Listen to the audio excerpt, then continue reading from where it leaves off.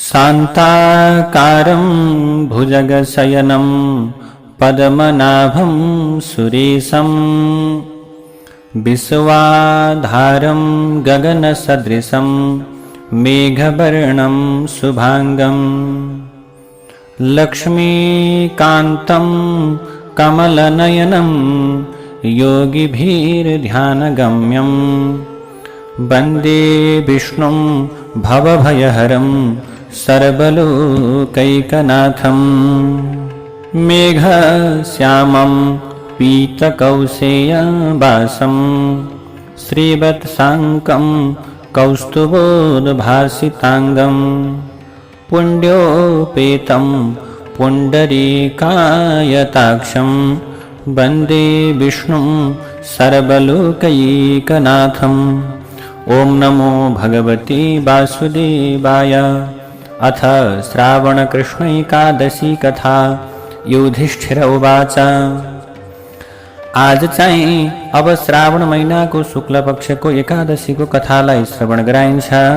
अब युधिष्ठिरजीले भन्नुहुन्छ, आषाढ शुक्ल पक्षे तो यद्देव शयन व्रतम तन्मया श्रुतपूर्वं हि पुराणी बहुविस्तरम। युधिष्ठिरजीले भन्नुभयो, आषाढ महीनाको शुक्ल पक्षमा जो देवशयनी एकादशी को व्रत हुन्छ त्यसका बारेमा त मैले पुराणहरूमा विस्तारपूर्वक पहिल्यै श्रवण गरिसकेको छु। अब चाहिँ हे भगवान श्री कृष्ण, श्रावण महीनाको कृष्ण पक्षमा के नाउँ गरेको एकादशी हुन्छ? हे गोविन्द, हे वासुदेव, यसका बारेमा मलाई बताइदिनुहोस्। हजुरलाई बारम्बार प्रणाम छ।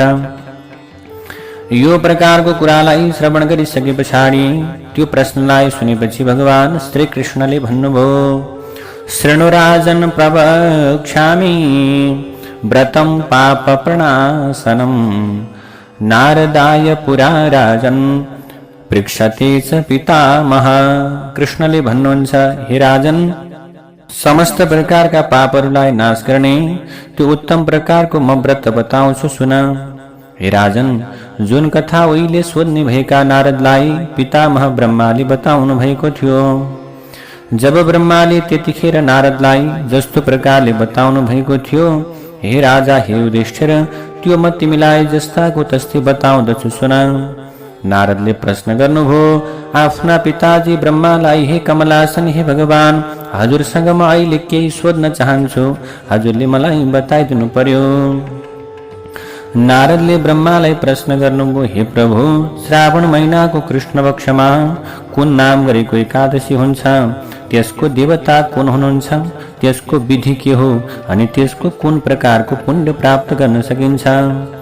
ती एकादशीको व्रत गरेर, ती एकादशीको उपासना गरेर कस्तो प्रकारको फल प्राप्त गर्न सकिन्छ भन्ने प्रश्नमा अब ब्रह्माजीले भन्नुभयो, शृणु नारद ते वचमि लोकानां हितकाम्यया श्रावणैकादशी कृष्णा कामिकेति च नामतः।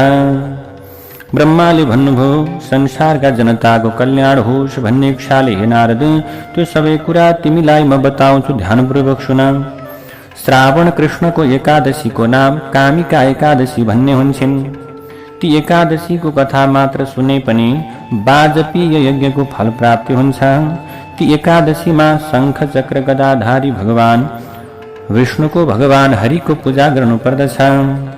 ती एकादशीमा श्रीधर नामले प्रसिद्ध हरि भगवान विष्णु, माधव, मधुसूदन भगवानको जो जनले भक्तिपूर्वक प्रेमपूर्वक पूजा गर्दछन्, ध्यान गर्दछन्, त्यसको पुण्यको फल कस्तो हुन्छ म त्यो विषयमा सुनाउँछु। नारद, ध्यानपूर्वक श्रवण गर।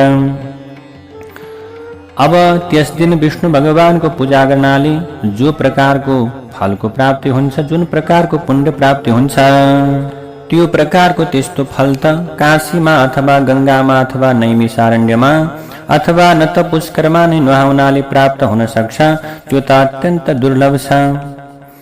अथवा सूर्यग्रहण लागेको बेलामा केदारमा अथवा कुरुक्षेत्रमा नुहाउनाले मात्रै पनि त्यो फल प्राप्त हुन सक्दैन, जुन चाहिँ पुण्य फल श्रावण कृष्णको एकादशीमा भगवान कृष्णको पूजा गर्नाले प्राप्त हुन्छ। सागर र वन समेतको भूमि जो दान गर्दछ अथवा सिंह राशिमा गुरु हुँदा जो जनले गोदावरीमा नुहाउँछ अथवा व्यतिपात योगमा जसले गण्डकीमा स्नान गर्छ नुहाउँछ त्यस्तोले पनि त्यति ठूलो पुण्यफल प्राप्त गर्न सक्दैन जुन चाहिँ पुण्यफल श्रावण कृष्णको एकादशीमा कृष्णको पूजा गर्नाले प्राप्त हुन्छ। अब तिथि पर्व र योगमा त्यस त्यस ठाउँमा नुहाउनेले र कामिका एकादशीको व्रत गर्ने यी दुवैले उत्तिकै फलको प्राप्त गर्दछन् भनेर भनिएको छ। जसले बच्चालाई जन्माउन लागेकी दुई मुखी गाईलाई त्यस दानको सामग्री सहित जो जन दान गर्दछ उसले र कामिका एकादशीको व्रत गर्नेले उत्तिकै पुण्यफलको प्राप्त गर्दछ। जो चाहिँ व्यक्तिले उत्तम जनले श्रावण महिनामा श्रीधर भगवानलाई पूजा गर्दछन् त्यसै पूजाले सारा देवता गन्धर्व नाग सर्प सबै पूजित हुन्छन्। त्यसै कारण हर सम्भव प्रयत्न गरेर पनि कामिका एकादशीको दिन पापदेखि डराउने व्यक्तिले शक्ति अनुसार भगवान हरिको पूजा गर्नुपर्छ, उपासना गर्नुपर्छ। जो जन संसार रूपी समुद्रमा डुबेका छन् र पाप रूपी हिलाको भासमा भासिएका छन्, आकुल छन्, व्याकुल छन्, त्यस्ता तिनीहरूको उद्धारका लागि कामिका एकादशीको व्रत अत्यन्त उत्तम रहेको छ। यो भन्दा अर्को अत्यन्त पवित्र र सारा पापलाई सखा पारिदिने व्रत पूजा छैन भन्ने कुरा हे नारद तिमीले जानिहाल्यौ। अब यो कुरा उहिले भगवान हरिले स्वयं आफ्नै मुखारविन्दबाट भन्नुभएको हो।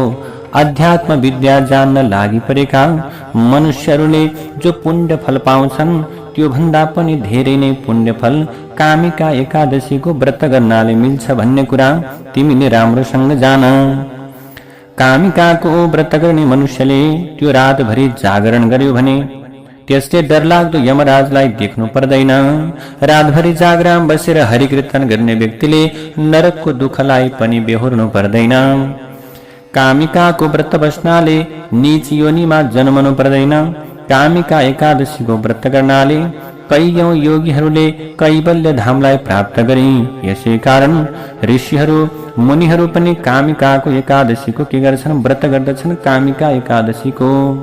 तसर्थ सबै संयमी पुरुषहरूले प्रयत्नपूर्वक कामिका एकादशीको व्रत गर्नै पर्दछ। यस एकादशीमा तुलसीका पातहरूले जो मनुष्य हरि भगवानको पूजा गर्दछ त्यो मनुष्यलाई पानीले कमलको पातलाई नभिजाए झैं कुनै पनि प्रकारका पापले छुनै सक्दैन। एक भरी सुवर्ण अथवा 4 भरी चाँदी दान गर्नाले जो फल प्राप्त हुन्छ त्यो फल त त्यो दिनमा अथवा कामिका एकादशीको दिनमा तुलसी पत्रले भगवान श्रीहरिको पूजा गर्दा मात्रै पनि प्राप्त हुन्छ। त्यस दिन तुलसी पत्रले पूजा गर्दा भगवान विष्णु जस्तो प्रसन्न हुनुहुन्छ त्यस्तो प्रकारको प्रसन्नता रत्न मोती वैदुर्यमणि अनि मुगा आदिले पूजा गर्दा पनि बरु त्यति प्रसन्न हुनुहुन्न जति चाहिँ भगवान श्रीहरि तुलसी पत्रले पूजा गर्दा प्रसन्न हुनुहुन्छ। त्यसैले त्यस दिनमा जुन जनले तुलसीका मञ्जरीहरूले केशव भगवानको पूजा गर्दछन् उनीहरूले जन्मदेखि नै गरेका समस्त पापका घुरान सबै बढार्दछन्। या दृष्टा निखिलाग संघ समनी स्पृष्टा वपुः पावनी रोगाणामभिवन्दिता निरसनी सिक्तान्तकत्रासिनी प्रत्यासन्न विधायिनी भगवतः कृष्णस्य सारोपिता न्यस्ता तच्चरणे विमुक्तिफलदा तस्यै तुलस्यै नमः। जसको दर्शन गर्नाले जुन तुलसीको दर्शन गर्नाले मात्रै पनि समस्त प्रकारका पाप समूहहरू शान्त हुन्छन्, पापहरू नाश हुन्छन्। जसलाई छुनाले शरीर पवित्र हुन्छ, जुन तुलसीलाई ढोग्नाले साराका सारा रोगहरू नासिन्छन्। जुन तुलसीको जल शिरमा सेचन गर्यो भने यमराज पनि डराउँछन्। जसको पत्र शिरमा चढायो भने भगवान कृष्णको अत्यन्त नजिकै बस्न पाइने गराउँछिन्। भगवानका चरण कमलमा चढायो भने मुक्ति दिलाउँछिन्। त्यस्ती तुलसीलाई बारम्बार नमस्कार छ। तस्यै तुलस्यै नमः। त्यस्थिति पुण्यमयी तुलसीलाई बारम्बार प्रणाम छ, बारम्बार नमस्कार छ। जुन चाहिँ मनुष्य हरिको दिन त्यो कामिका एकादशीमा दिनरातभरि तिलको तेलमा बत्ती बाली राख्दछन्, त्यस पुण्यको लेखा लाउन त स्वयं चित्रगुप्त पनि जान्नुहुन्न अर्थात् सक्नुहुन्न। जो चाहिँ जन कामिका एकादशीको दिनमा भगवान कृष्णका सामु दीपदान गर्दछन् अर्थात् झलल बत्तीहरू बाल्दछन् भने स्वर्गमा रहेका उसका सारा पितृहरू अमृत पिउन पाएर अत्यन्त तृप्त रहन्छन्।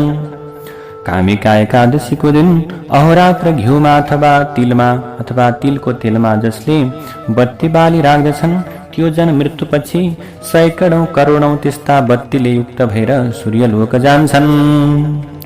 मैले चाहिँ कामिका एकादशीको यो यस्तो महिमा तिम्रो सामु बताएँ अर्थात् सुनाएँ। यसै कारण सारा पापहरूलाई नाश गर्ने, सारा पापहरूलाई हटाउने, सारा पापहरूलाई हरण गर्ने यो कामिका एकादशीको व्रत सम्पूर्ण प्रकारका मनुष्यहरूले अवश्य नै गर्नुपर्दछ। ब्रह्म हत्याको पाप हर्नेवाला, गर्भ हत्याको पापलाई विनाश गर्नेवाला, ठूलो पुण्यको फल दिने यो कामिका एकादशीको व्रतले मरेपछि पनि स्वर्गमा स्थान दिएर उही नै बसाउँछ। जो जनले यस कामिका एकादशीको महात्म्य अर्थात् महिमालाई श्रद्धा र भक्तिले युक्त भएर सुन्दछन्, अन्तमा सारा पापहरूबाट तिनीहरू छुट्दछन् र भगवान विष्णुको लोक वैकुण्ठमा सुन्दर प्रकारले वास प्राप्त गर्दछन्।